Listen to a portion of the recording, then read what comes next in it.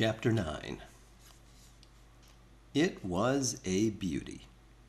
There were other yachts in the basin, but Hale saw only the long, slim white ship with polished brass shining in the spring sun. Even when Johnson said, "It cost you only 46,000, my boy," Hale scarcely heard him. "She's mine," he breathed. "Feels pretty good, eh?" That wasn't exactly the word for it, but Hale couldn't find the word for it either, so he kept silent. There was no thrill like it. The yacht was just what he needed to make him happy. Even when a sailor handed him down into a sleek launch and they sped toward the gangway, he was grinning vacantly. The ship expanded almost to liner proportions. 180 feet long, said Johnson. "Boy," said Hale. They climbed.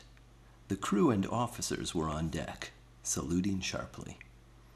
"Welcome to your ship, sir," said the captain. Hale gulped and looked around helplessly at Johnson, who was still climbing. "Where away, sir?" "What? Oh, I don't know. I hadn't thought." The captain smiled tolerantly. "Might I suggest, sir, considering the cold weather—" "Of course," Johnson broke in, panting. "South toward Hatteras for a day, then back. What do you say, William?" Hale agreed quickly. The crew saluted again and fell out.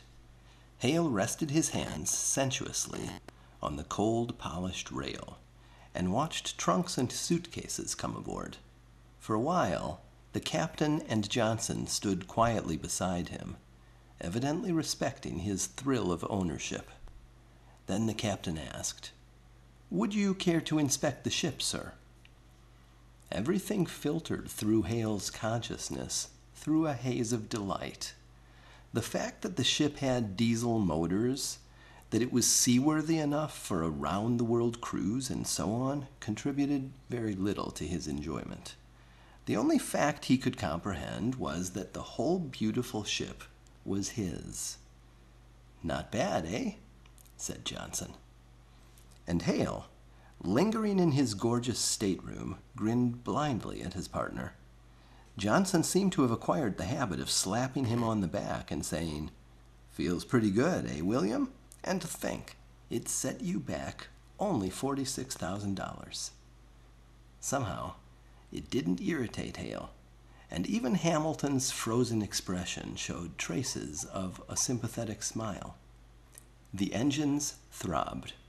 Hale stood on the bridge, happily watching the New York and New Jersey shores slide past. The fixed smile seemed to have become a permanent fixture. In a dazed sort of way, he was running over his possessions in his mind. Only recently, he had seemed doomed to a 40-a-week job for life. Well, perhaps 60 if he behaved himself. An utterly glamourless life, and all the other trimmings. More recently, he had been ill in a flophouse. But now... The yacht nosed out of the narrows, into the deep swells. Down with a swift rush into the troughs. Up laboriously over the caps. He swallowed desperately and hung on. It became impossible. He clutched for support and staggered below. When he told Hamilton to leave the stateroom, he seriously thought he was hiding all outward signs of seasickness. Hamilton got him to the bathroom just in time. While he lay flat, with his eyes strained wide, he could just barely tolerate the downward rush of the ship. But his eyes ached, and his heart raced painfully. When he tried closing his eyes to rest them, his sudden nausea made it the logical moment to think about death. He felt nothing remote and impersonal about the subject just then. If he didn't die of seasickness, he was sure a storm would sink the ship, or it would hit a submerged object. He sat up, sweating, and instantly fell back, His heart was stopping. He was sure of it. So that was the idea. He cursed. Lucifer probably strutted around the deck, gloating pompously, boasting about the number of people this small coup would affect. But Johnson was standing quietly at his side. "Do you want the lights on, William?" he asked solicitously. Hale managed to shake his head. As he did so, several old-fashioned cannonballs that seemed to have gotten loose inside his skull went slamming around it. "Do you want anything at all? Some lemons, perhaps? I understand they're very good for seasickness."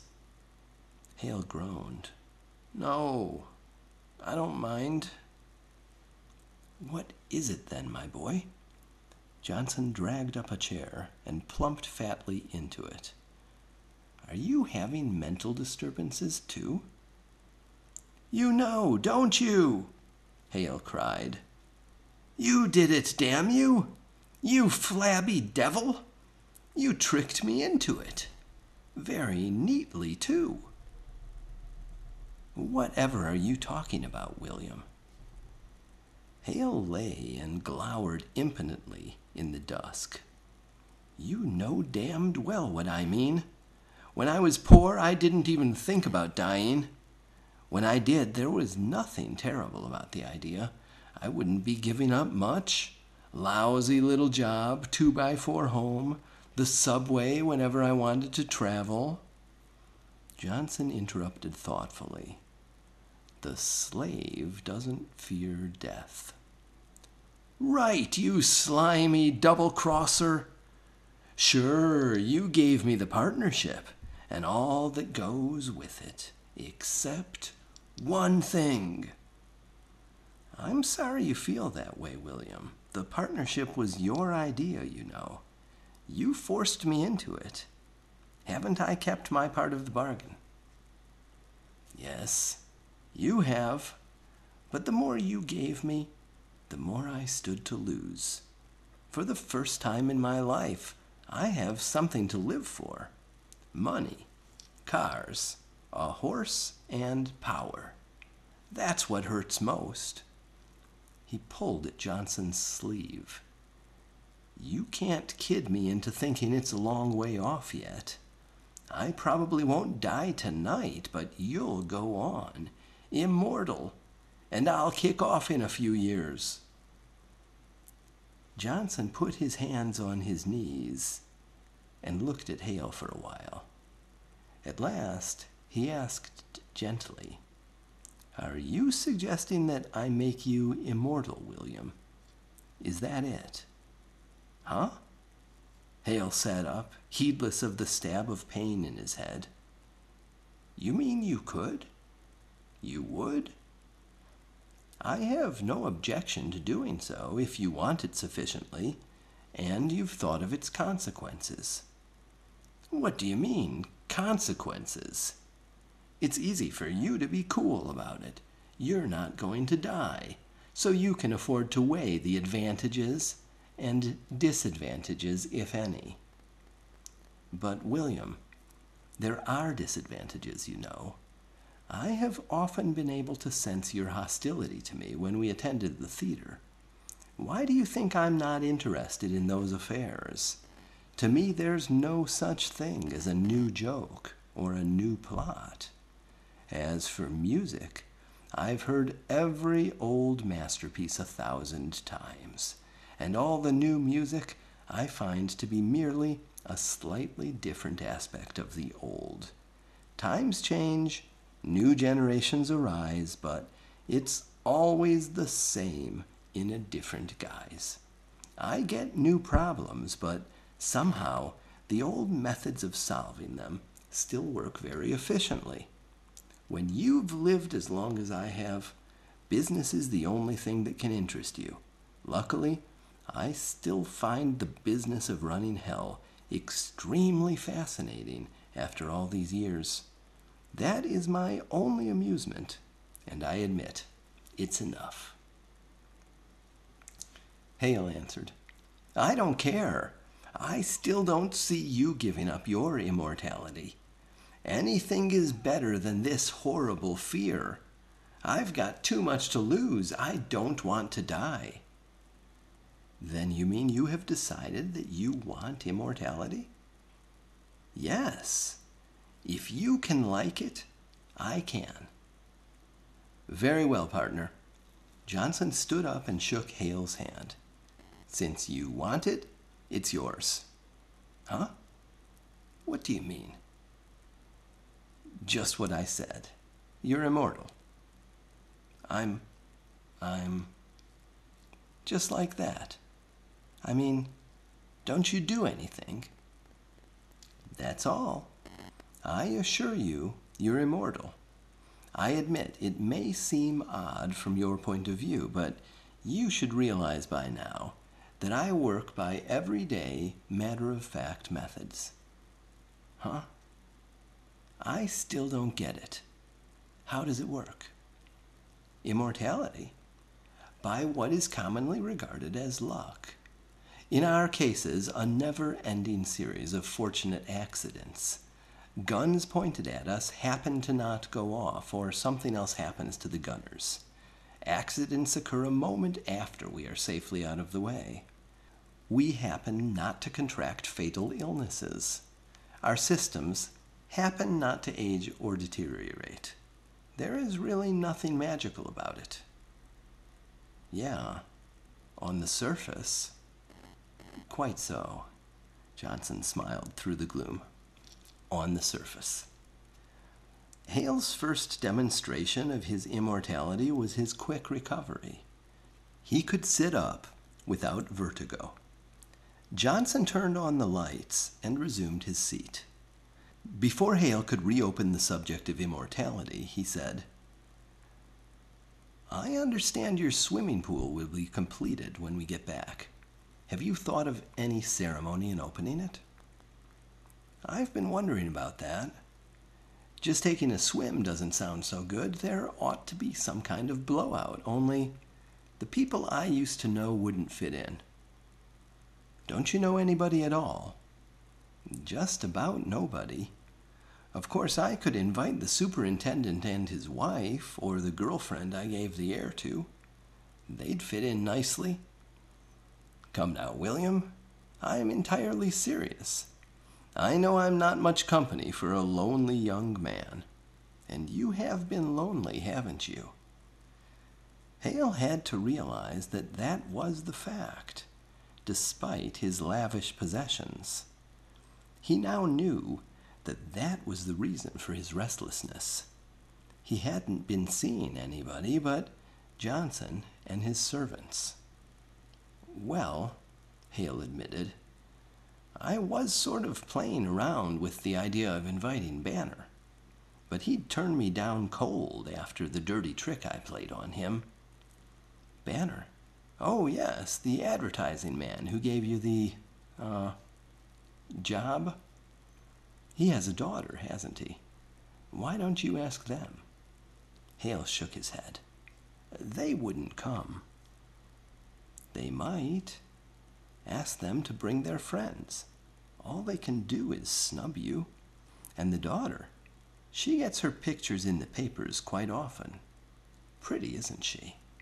A pip. I agree. A very appealing girl indeed. If you're interested in meeting her, I believe it's worth the risk of a snub. Yeah, I suppose it is. Is there anything you want before I go, William? No, thanks. I'll be all right. Johnson left. Hale lay looking up at the softly illuminated ceiling. Damn it, he thought.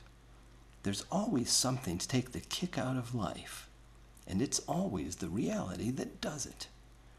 Who would have thought that he could get tired of his apartment? Like everyone else, he enjoyed elbow room, but except for purely functional reasons, there was no incentive for going from one room to another, or take his horse and cars. Riding had degenerated into routine, and now the yacht. He had imagined himself riding around grandly, taking long cruises when he felt like it.